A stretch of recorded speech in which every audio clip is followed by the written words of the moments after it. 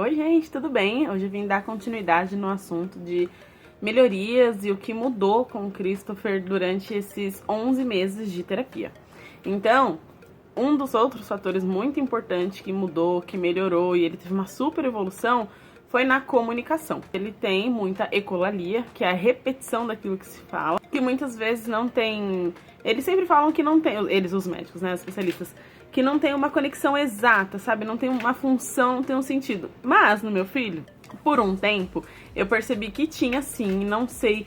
Eu não sei explicar pra vocês se isso é comum, se isso acontece com todos, mas comigo aconteceu e eu percebi nele. O Christopher, por um tempo, usou a ecolalia pra falar o que ele queria, pra se expressar. Então, a primeira vez que eu percebi que ele usava a ecolalia foi uma vez que ele estava muito triste, chorando, eu não me lembro exatamente pelo quê.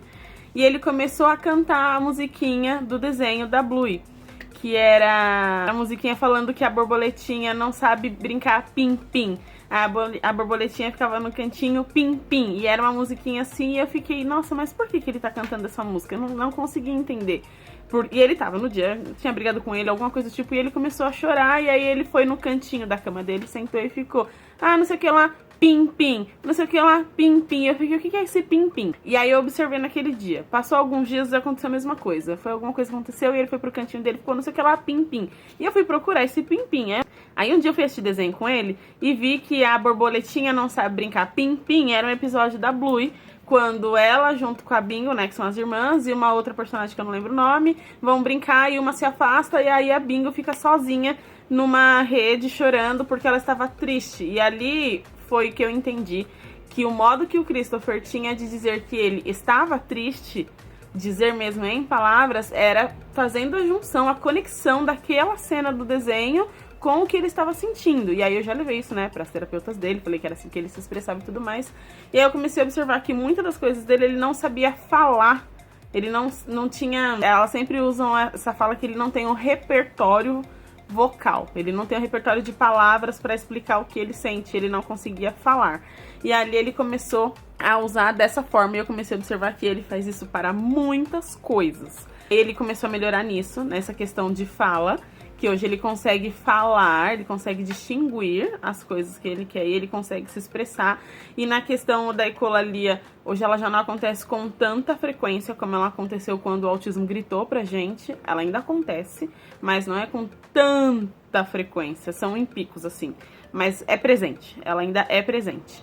Mas teve um tempo que o que ele falava era só ecolalia mesmo. E também o Christopher tem algumas questões de fala de letras. Então, por exemplo, ele não consegue pronunciar o L. É muito engraçado, assim, é agoniante, porque eu quero ajudar ele a falar, mas ele não consegue fazer o movimento da língua pra cima e pra baixo. Ele não tem trava da língua, o cérebro dele interpreta isso de uma outra forma, e a gente trabalha muito nisso. E ele também não conseguia falar R, igual o meu sobrinho chama Raul, e ele não conseguia falar Raul, ele falava só au, au, e ficava nisso.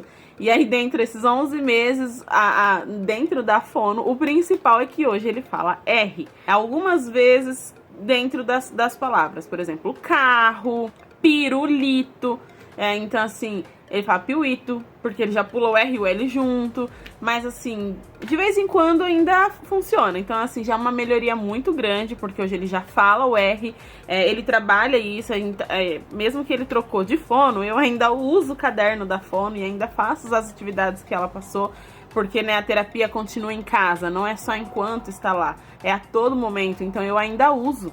E assim, eu acho que dentro dessa parte, a fono vai ser o processo mais lento durante a vida, assim, porque é muito difícil, assim, essas questões, a interpretação do cérebro dele, pra fazer a conexão da forma que a gente fala, por mais que eles espelhem sempre, que eles vêm e repetem os comportamentos, entendendo que é o seu, pra ele é muito difícil, mas a gente tá caminhando. Teve uma melhora, o R hoje sai principalmente nas primeiras palavras, mas ainda estamos na luta. E é isso, gente.